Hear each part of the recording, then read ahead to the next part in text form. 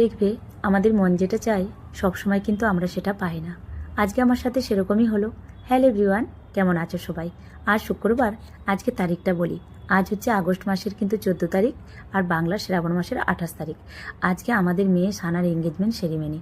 সেই জন্য এই যে এখন 2:30 বাজে, মেকআপ আর্টিস্ট এসেছে ওকে সাজানোর জন্য। তো 2টোর সময় এসেছে, আধা ঘন্টা হয়ে গেল। আমিও সাজবো। তবে দেখো, কালকে রাত্রিতে আমি মেহেন্দি করেছিলাম, আজকে কালারটা মোটামুটি খারাপ আসে না, ভালোই এসেছে। তবে সকাল থেকে না আমার সেরকম কিছু খাওয়া হয় না, এতটাই ব্যস্ত ছিলাম আজকে সেরকম কিছু রান্নাও করতে পারি না। চালে ডালে করেছিলাম আর তার সাথে একটু আলু সেদ্ধ, সেটাই অল্প করে খেয়ে নিলাম, যেহেতু আমি এখন মেকআপ করতে বসবো। তবে জানো তো, এনাদের হাতের কাজ কিন্তু সানার আমার খুব পছন্দ হয়েছে।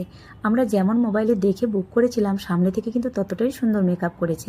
এই দেখো, সানা এখন রেডি হয়ে গেছে। ভিডিও আমি সেভাবে আজকে শ্যুট করতে পারি না, হাতে সময় ছিল না। তো কেমন সানাকে লাগছে সেটা তো তোমরা কমেন্ট বক্সেই আমাকে জানিয়েছো, অনেকে আশীর্বাদ করেছো। সত্যি গো, আমার মনটা ভরে গেছে। সানা শুধু না আমার মেয়ে না, তোমাদেরও মেয়ে।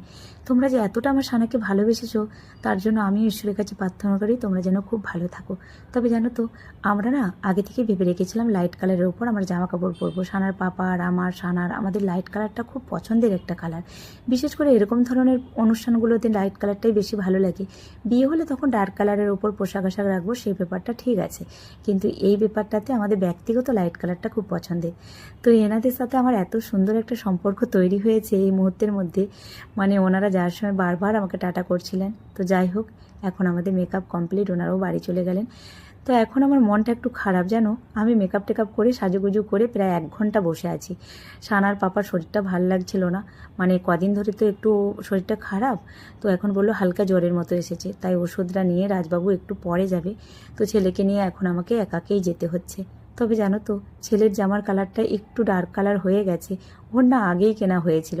যাই হোক, কি আর করা যাবে। তবে যখন ছেলেকে নিয়ে যাচ্ছিলাম আমার মনটা খুব খারাপ ছিল, তবু আমি হাসছিলাম, কারণ রাজবাবুর সাথে একসাথে যাওয়ার আমার ইচ্ছে ছিল। একটা কথা আছে না, কিছু কিছু মনের ইচ্ছে সবসময় কিন্তু আমাদের পূর্ণ হয় না। কি আর করা যাবে। আজকে আসি, টাটা।